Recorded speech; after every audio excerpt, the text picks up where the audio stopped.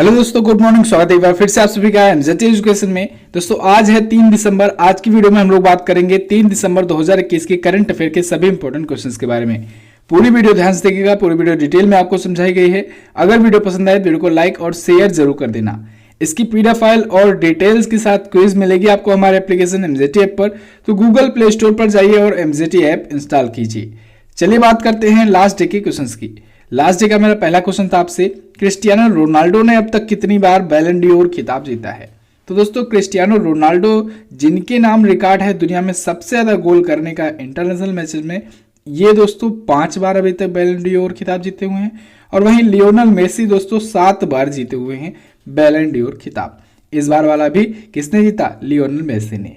किस राज्य ने कोविड वैक्सीन पर जागरूकता बढ़ाने के लिए सलमान खान को एम्बेसडर नियुक्त किया है? तो महाराष्ट्र सरकार ने नियुक्त किया है। इन दोनों क्वेश्चंस के बारे में बहुत सारे स्टूडेंट ने डिटेल में आंसर किया था। आप सभी लोग डिटेल्स के साथ भी आंसर किया करो। चलिए बात करते हैं आज के दिन के पहले क्वेश्चन की। तो पहला क्वेश्चन है, EIU की world wide cost of living index 2021 में दुनिया का सबसे महंगा शहर कौन बना? तो वो बन गया है दोस्तों तेल अवीव।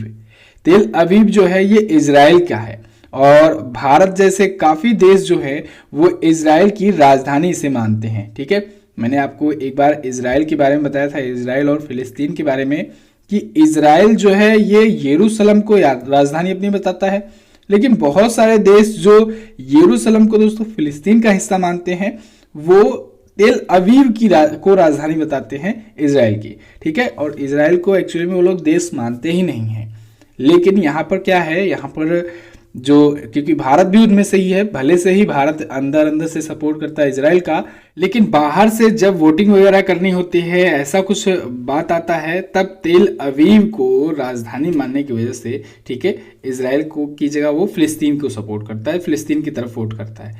फिलहाल अब कुछ आंकड़े बदल रहे हैं, अब भारत ऐसे केसेस में न्यूट्रल रहने की कोशिश किया करता है। ठीक है, तो वो सब अलग टॉपिक है। यहाँ आ जाए, वह एक world wide cost of living index आया है। इस world wide cost of living index के अनुसार दुनिया का सबसे महंगा शहर है तेल अवीव। सेकंड पोजीशन पर है पेरिस और थर्ड पर है सिंगापुर। ओके, ये जारी किसने किया है? तो इसको दोस्तों EIU ने, यानी इकोनॉमिस्ट इंटेलिजेंस यूनिट ने जारी किया है। तो जारी करता भी पूछा जाता है, इसको आप याद रखेंगे। क्लियर है? ये फर्स्ट 3 हो गया, तो ये टॉप 3 हो गई, इसको आप याद रखेंगे। पेरिस सेकंड पर है, सिंगापुर थर्ड पर है। पिछली बार पेरिस था टॉप पर, इस बार पेरिस जो है वो थर्ड पर, सेकंड पर आ गया है। 173 शहरों को जोड़ा गया था, इसमें लिया गया था, लिस्टेड किया गया था। टॉप 20 में दोस्तों कोई सा भी भारतीय शहर नहीं है इसमें। इकोनॉमिस्ट इंटेलिजेंस यूनिट की बात करें तो 1946 में स्थापना हुई थी, लंदन में हेडक्वार्टर्ड है और अध्यक्ष है साइमन बैप्टिस्ट। ठीक है, इतना क्लियर है। अच्छा, अब शहर आया है, तो शहरों की बात आई है तो हम लोग शहर टॉपिक पकड़ते हैं। ठीक है, इससे रिलेटेड मैं आपको कुछ क्वेश्चंस बताता हूं जो पिछले दिनों में आए थे चर्चे में। जैसे अभी रोपवे सेवा शुरू करने वाला भारत का पहला शहर बना था वाराणसी। इसके अलावा दक्षिण कोरिया ने घोषणा की थी कि वो दुनिया का पहला तैरता हुआ शहर बनाएगा, फ्लोटिंग सिटी बनाएगा दुनिया में। भारत के नीति आयोग ने दोस्तों SDG शहरी सूचकांक जारी किया था, जिसमें मैंने आपको बताया था कि शिमला जो है ये टॉप पर है। शिमला जो है ये शहर ये टॉप पर है SDG यानी सस्टेनेबल डेवलपमेंट गोल्स शहरी सूचकांक में। इसके अलावा दोस्तों अभी एक और घोषणा की गई थी कि अल सल्वाडोर जो है वो दुनिया की पहली बिटकॉइन सिटी बनाया जा रहा है, बिटकॉइन शहर बनाने जा रहा है। और भारत का इंदौर शहर लगातार 5वीं बार दोस्तों सबसे स्वच्छ शहर घोषित किया गया था। इस सबको आपको याद रखना है। ठीक है, और अभी विश्व शहरीकरण दिवस 8 नवंबर को मनाया ही गया पिछले महीने में। क्लियर है? अगला क्वेश्चन देखते हैं, किस राज्य ने 1 दिसंबर को अपना 59वां राज्य स्थापना दिवस मनाया? तो दोस्तों नागालैंड ने 1 दिसंबर को 59वां राज्य स्थापना दिवस मनाया। नागालैंड जो राज्य है दोस्तों ये 1 दिसंबर को ही स्थापित हुआ था, 1 दिसंबर 1963 को स्थापित हुआ था। ये बना था भारत का 16वां राज्य, असम से अलग होकर के बना था। नागा हिल्स का एक अलग क्षेत्र बना था। ठीक है, 1957 में एक समझौता किया गया था केंद्र सरकार के द्वारा और नागा नेताओं के द्वारा। इसके बाद 1963 में इसे एक अलग राज्य बना दिया गया था।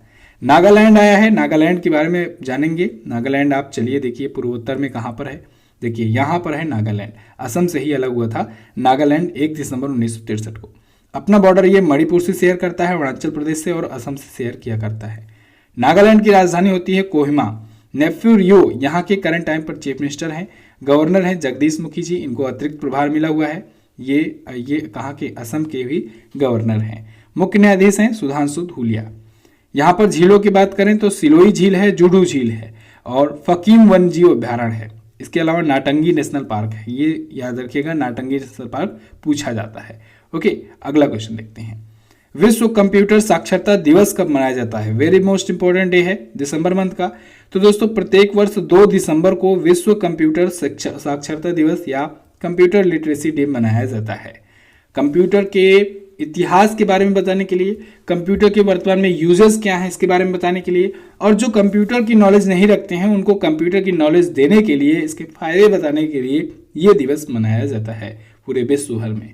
ओके, कब से शुरुआत हुई? शुरुआत इसकी 2001 से हुई थी। भारतीय कंपनी है NIIT, उसकी 20वीं वर्षगांठ पर इसकी शुरुआत की गई थी 2001 में। ठीक है, चलिए अगला देखते हैं। देश का सबसे बड़ा मैन्युफैक्चरिंग हब कौन बना? तो वो बन गया है दोस्तों गुजरात। गुजरात ने दोस्तों मैन्युफैक्चरिंग के मामले में महाराष्ट्र को अब पीछे कर दिया है और बन गया है भारत का सबसे बड़ा मैन्युफैक्चरिंग हब।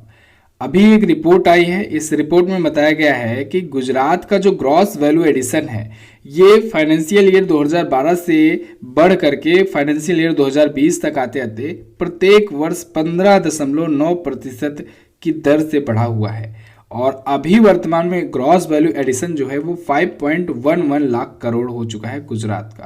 क्लियर? तो इसने महाराष्ट्र को पीछे कर दिया है। पहले महाराष्ट्र टॉप पर हुआ करता था, अब गुजरात बन गया है भारत का नंबर 1 शहर मैन्युफैक्चरिंग के मामले में। वहीं राजस्थान और हरियाणा जो है सबसे खराब प्रदर्शन करने वाले राज्यों में से हैं। अगला अब गुजरात के बारे में जानते हैं। गुजरात देखेंगे आप मैप में, इधर है, ये रहा गुजरात। सबसे ज़्यादा कोस्टल बॉर्डर इसका है। ठीक है, भारत में सबसे ज़्यादा तटीय सीमा वाला राज्य है गुजरात। 1 मई 1960 को इसकी स्थापना हुई थी। महाराष्ट्र और गुजरात जो है 1 मई 1960 को अलग हुए थे आपस में। गुजरात अपना बॉर्डर राजस्थान से, मध्य प्रदेश से और महाराष्ट्र से ही शेयर करता है। गुजरात की राजधानी है गांधीनगर। भूपेंद्र पटेल बीजेपी पार्टी से यहाँ के चीफ मिनिस्टर हैं। गवर्नर हैं आचार्य देवव्रत। अरविंद कुमार जी यहाँ के चीफ जस्टिस हैं। अच्छा दोस्तों, यहाँ पर मोटेरा स्टेडियम है। मोटेरा स्टेडियम का नाम बदला गया है और नरेंद्र मोदी स्टेडियम किया गया है। ये दुनिया का सबसे बड़ा क्रिकेट स्टेडियम है, इसका नाम आप याद रखेंगे। ठीक है, चलिए अगला यहाँ पर बात करें अगर नेशनल पार्क की, तो गिर नेशनल पार्क है, वंशधर नेशनल पार्क है, गरबा, डांडिया और रासलीला, ये 3 लोक नृत्य आप याद रखेंगे, बहुत इंपॉर्टेंट है और इजी है, कॉमन है, आप याद भी होगा आपको। चलिए अगला देखते हैं। वर्ष 2023 में मेजबानी करने के लिए G20 ट्रॉइका का हिस्सा कौन बना? तो वो बन गया है दोस्तों भारत। भारत आपको पता होगा, कई बार बताया भी है मैंने कि 2023 में G20 की मेजबानी करने वाला है। तो इसके लिए G20 ट्राइका का अभी हाल ही में ये सदस्य बन गया है। G20 ट्राइका, इसमें भारत और इंडोनेशिया और इटली शामिल हैं। ठीक है, तो भारत भी अब शामिल हो गया है, भारत अभी रिसेंटली शामिल हुआ है। अभी इस बार वाला तो संस्करण G20 का जो हुआ, इटली मेजबानी कर रहा था, बहुत बार आपको बताया गया। अगली बार जो 2022 वाला होगा G20 का सम्मेलन, उसको इंडोनेशिया होस्ट करेगा, इंडोनेशिया उसकी मेजबानी करेगा। और उसके बाद 2023 वाला जो संस्करण होगा G20 का दोस्तों, उसकी मेजबानी इंडिया करने वाला है। तो ये इंपॉर्टेंट है क्योंकि इंडिया पहली बार G20 की मेजबानी करने जा रहा है। ठीक है, तो 1 दिसंबर 2022 को इंडोनेशिया से अध्यक्षता भारत ले लेगा और 2023 वाली अध्यक्षता करेगा। अगला देखते हैं। अगला, दुनिया में सबसे ज़्यादा प्लास्टिक कचरा उत्पन्न करने वाला देश कौन सा है? तो वो है America. United states of America दोस्तों विश्व में सबसे ज़्यादा प्लास्टिक कचरे का, प्लास्टिक वेस्ट का उत्पादन करता है। उत्पादन बोले तो यूज़ करता है, समझ लीजिए कि बर्बाद करता है, उत्पन्न होता है। वहाँ के नागरिकों के द्वारा सबसे ज़्यादा प्लास्टिक कचरा यूज़ किया जाता है। ठीक है, यूनाइटेड स्टेट्स का इतना ज़्यादा है कि चाइना से लगभग 2 गुने से भी ज़्यादा ये प्लास्टिक वेस्ट यूज किया करता है। ठीक है, और भी भारत का तो कई गुना ज़्यादा यूज किया करता है। देखिए जितने भी विकसित शहर हैं, विकसित देश हैं, सबकी देखिए टॉप रैंक है प्लास्टिक कचरे के उत्पादन के मामले में। वहाँ पर जितने ही वो विकसित है उतने ज़्यादा प्लास्टिक कचरे यूज कर रहे हैं आजकल। एक रिपोर्ट आई है reckoning with the US role in global ocean plastic waste. तो इसी रिपोर्ट में ये बताया गया है कि 2016 में अमेरिका प्लास्टिक कचरे में लगभग 42 मिलियन मीट्रिक टन का कचरा उत्पन्न किया था, चीन से 2 गुने से भी, जो कि ज़्यादा है। अब अमेरिका आया है, अमेरिका के बारे में बात करें तो ये रहा अमेरिका, ये रहा अलास्का। अलास्का भी अमेरिका का ही पार्ट है। वाशिंगटन डीसी इसकी राजधानी है। वाशिंगटन डीसी में दोस्तों आईएमएफ का भी हेडक्वार्टर है। वाशिंगटन डीसी में वर्ल्ड बैंक का भी हेडक्वार्टर है। वाशिंगटन डीसी में ही माइक्रोसॉफ्ट का भी हेडक्वार्टर है। वाशिंगटन डीसी में ही दोस्तों नासा का भी हेडक्वार्टर है। क्लियर। यूएस डॉलर यहाँ की करेंसी है। कांग्रेस यहाँ की संसद का नाम होता है। कांग्रेस के 2 सदन होते हैं, जैसे भारत में 2 सदन होते हैं ना, upper house, lower house, Rajya Sabha, Lok Sabha, ऐसे यहाँ पर भी होता है। एक तो होता है दोस्तों सीनेट और एक होता है हाउस ऑफ रिप्रेजेंटेटिव, दोनों आप याद रखेंगे। दुनिया की सबसे बड़ी अर्थव्यवस्था वाला देश है अमेरिका। जो बाइडेन ये दोस्तों ये डेमोक्रेटिक पार्टी से हैं और डोनाल्ड ट्रंप जो थे वो रिपब्लिकन पार्टी से थे। तो पार्टी का नाम भी पूछा जा सकता है, तो याद रखना है जो बाइडेन जो है ये डेमोक्रेटिक पार्टी से थे। 46वें नंबर की ये प्रेसिडेंट है और 45वें प्रेसिडेंट डोनाल्ड ट्रंप थे। डोनाल्ड ट्रंप से याद आया दोस्तों, डोनाल्ड ट्रंप ने अभी ट्रूथ सोशल नाम का एक सोशल मीडिया ऐप अपना लॉन्च किया हुआ है और वो खुद का सोशल मीडिया ऐप लॉन्च करेंगे, सोशल मीडिया प्लेटफॉर्म लॉन्च करेंगे और साथ ही साथ ये न्यूज़ मीडिया भी लॉन्च करेंगे, ठीक है, ट्रूथ सोशल नाम से। तो वो भी आप याद रखेंगे क्योंकि उनको जितनी भी सोशल मीडिया कंपनियां वगैरह हैं उनको बैन कर चुकी हैं। अगला देखते हैं, भारत पर्यटन विकास निगम के अध्यक्ष कौन बने? तो वो बन गए हैं संबित पात्रा। संबित पात्रा कौन है? इनको इंट्रोड्यूस कराने की जरूरत है नहीं। इनको दोस्तों भारत पर्यटन विकास निगम का अध्यक्ष बना दिया गया है। एक्चुअली में अभी कैबिनेट की जो नियुक्ति समिति है उसके द्वारा भारत पर्यटन विकास निगम का जो अध्यक्ष यानी चेयरमैन और जो मैनेजिंग डायरेक्टर ये जो पद है इसको अलग अलग करने को मंजूरी मिल गई है, ठीक है। इसकी मंजूरी किसने दी? कैबिनेट की नियुक्ति समिति ने। पर्यटन विकास निगम के द्वारा किया गया था अपील और ये अब अलग होगा, यानी पहले सीएमडी हुआ करता था जो पद, वो अब चेयरमैन का पद अलग होगा और मैनेजिंग डायरेक्टर का पद अलग होगा। तो चेयरमैन बना दिए गए संबित पात्रा और मैनेजिंग डायरेक्टर जो हैं ये बना दिए गए GKV राव। क्लियर है। अगला देखते हैं। अगला है, हाल ही में किस क्रिकेटर को GUVI यानी गूवी का ब्रांड एम्बेसडर बनाया गया? तो अभी हाल ही में स्मृति मंधाना को दोस्तों बनाया गया है गूवी का ब्रांड एम्बेसडर। गूवी दोस्तों एक एडुटेक प्लेटफॉर्म है और इसका ब्रांड एम्बेसडर स्मृति मंधाना को बनाया गया है। स्मृति मंधाना आप जानते हैं विमेंस क्रिकेटर हैं, बहुत ही फेमस हैं, बहुत ही स्टार खिलाड़ी हैं इंडियन क्रिकेट टीम की, इंडियन विमेंस क्रिकेट टीम की। अभी हाल फिलहाल में इन्होंने एक रिकॉर्ड भी बनाया हुआ था। अभी आपको याद होगा ऑस्ट्रेलिया के खिलाफ भारत ने गुलाबी गेंद से डेब्यू किया था, पिंक बॉल से, और पिंक बॉल से पहली बार इंडिया ने मैच खेला और पहले ही मैच में इन्होंने शतक जड़ दिया। तो गुलाबी गेंद से शतक लगाने वाली पहली भारतीय महिला बन गई हैं, ठीक है। तो ये भी आप याद रखेंगे। अगला, हाल ही में किसने इंडियंस इनिंग्स नामक पुस्तक लिखी? तो इसको लिखा है अजय मेनन ने।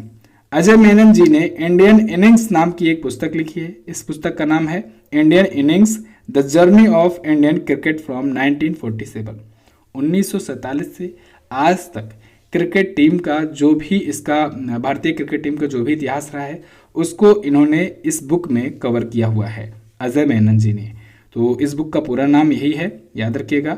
पिछले 70 वर्षों तक भारतीय क्रिकेट की जो भी चीज़ें हैं, रिकॉर्ड है, जो भी इतिहास है उसको इन्होंने इसमें लिखा हुआ है। अगला, हाल ही में कहाँ पर पर्यटन को बढ़ावा देने के लिए पहला अहर्बल महोत्सव मनाया गया? तो दोस्तों पहला अहर्बल महोत्सव मनाया गया जम्मू कश्मीर में। जम्मू कश्मीर अब आप देख रहे हैं धारा 370 जब से हटा हुआ है तो सरकार उसको प्रमोट कर रही है, जैसे नागरिक वहाँ पर जाएं, वहाँ का टूरिज्म बढ़े, वहाँ का जो राजस्व है वो बढ़े। राजस्व में जब वृद्धि होगा तो फिर कहीं ना कहीं जम्मू कश्मीर का और ज़्यादा विकास हो पाएगा। तो राजस्व में वृद्धि करने के लिए, राजस्व में आप जानते हो सबसे ज़्यादा टूरिज्म से ही पैसा आता है, तो इसीलिए टूरिज्म को बढ़ावा देने के लिए वहाँ पर तरह तरह के महोत्सव मनाए जा रहे हैं। अभी ही यहाँ पर अहर्बल महोत्सव और 2 और महोत्सव मनाए गए, ठीक है। तो अलग अलग जिलों में अलग अलग महोत्सव मनाए जा रहे हैं। जैसे यहाँ पर जो अहर्बल है दोस्तों, ये अहर्बल जो वाटरफॉल है उससे रिलेटेड है, वहाँ से संबंधित है, इसीलिए वहाँ से नाम लिया गया है, ठीक है। अहर्बल जलप्रपात को नियाग्रा फॉल्स भी कहते हैं हम लोग, नियाग्रा जलप्रपात भी कहते हैं। तो ये पर्यटन को बढ़ावा देने के लिए वहाँ पर एक महोत्सव आयोजित हुआ। इसके अलावा दोस्तों ये पड़ता है कुलग्राम में है, इसको याद रखिएगा। इसके अलावा 2 और महोत्सव मैंने आपको बताया मनाया गया। कौन कौन सा? कुपवाड़ा जिले के चांडीग्राम लोलाब में पहला लोलाब महोत्सव मनाया गया। इसके अलावा जम्मू कश्मीर के बडगाम में दोस्तों दूधपथरी महोत्सव मनाया गया।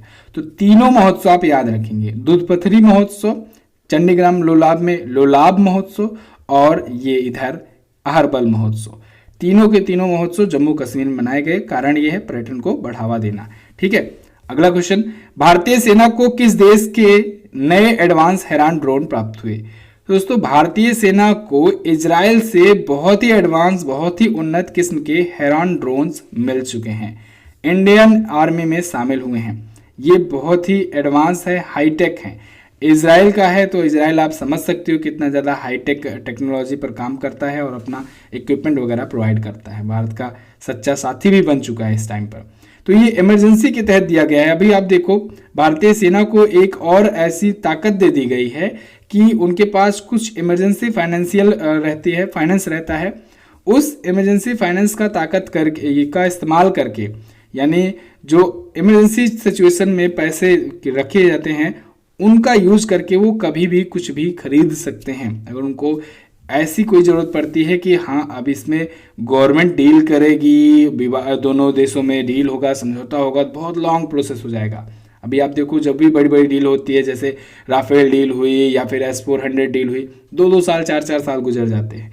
लेकिन भारतीय सेना को एक ऐसी समझ लीजिए पावर दे दी गई है कि वो अगर इमरजेंसी में कोई चीज़ यूज़ करना चाहते हैं, कोई चीज़ खरीदना चाहते हैं किसी देश से, तो क्विकली प्राप्त होना शुरू हो जाएंगे। उसी पावर का यूज़ करते हुए हेरॉन ड्रोन जो है ये भारतीय रक्षा बलों को दिया जा रहा है, बहुत ही तेज़ी के साथ दिया जा रहा है। इजराइल से आया हुआ है, ठीक है। अनमैन्ड एयर व्हीकल है। देखिए जो ड्रोन होता है उसमें आदमी तो होता नहीं है, तो इसीलिए उसे अनमैन्ड एयर व्हीकल कहते हैं, ठीक है। तो इसी का नाम है ड्रोन, याद रखना है। तो बस दोस्तों ये तो था हमारे आज के दिन का करंट अफेयर। कैसी लगी वीडियो, समझ में आया कि नहीं, कमेंट करके आप जरूर बताएंगे। पसंद आई है तो इसको लाइक कर दीजिए, शेयर कर दीजिए अपने दोस्तों के पास, और हाँ चैनल को सब्सक्राइब नहीं किया हो चैनल को सब्सक्राइब करो, बेल आइकन को प्रेस करो। एक और इन्फॉर्मेशन, जो लोग दोस्तों फॉर्म फिलअप किए हुए थे ज्वाइनिंग के लिए, तो अब काफ़ी ज़्यादा हो गए हैं उसमें लोग, तो फिर मैं इसको क्लोज करने वाला हूँ। वैसे डेट तो थी 5 दिसंबर तक, लेकिन अब उसे आज के लिए और खोला जाएगा। जो लोग अभी तक रिज्यूमे वगैरह नहीं तैयार करवा पाए हो और लगता है कि हाँ हमें ज्वाइन करना है, MJT ऐप से जुड़ना है, MJT एजुकेशन से जुड़ना है और इसको और आगे तक ले जाना है, तो अगर आपको बहुत ज़्यादा ज़रूरत है तो आप लोग अप्लाई आज का मौका है, कर सकते हैं, ठीक है। रिज्यूमे वगैरह तैयार करा के उसमें अपलोड करा दीजिए। PDF फॉर्म में ही रिज्यूम अपलोड होगी, बहुत सारे लोग इसको नहीं अपलोड कर पा रहे हैं। PDF फॉर्म में अगर आपका रिज्यूम होगा तो अपलोड हो जाएगा। कारण जरूर लिखिएगा, इंटरव्यू के लिए आपको जल्दी बुलाया जाएगा। चलिए तो अब बात करते हैं क्वेश्चन ऑफ द डे की। आज का पहला क्वेश्चन आपके लिए, किस संविधान संशोधन के तहत भारत में EWS कोटा लाया गया था? अगला, यातायात के लिए रोपवे सेवा शुरू करने वाला दुनिया का पहला देश कौन सा है? दोनों ही क्वेश्चन अच्छे क्वेश्चन हैं, दोनों के बारे में आपको जो पता हो डिटेल में जरूर कोशिश करना लिखने की, और डिटेल में अगर लिखोगे तो आपके कमेंट जो पढ़ेंगे उनका भी फायदा होगा। तो प्लीज़ आप लोग डिटेल में जरूर लिखने का प्रयास किया करो। चलिए बस फिलहाल रखते हैं इतना ही वीडियो में, मिलेंगे दोस्तों अगली वीडियो में, तब तक के लिए नमस्कार, जय हिंद, वंदे मातरम।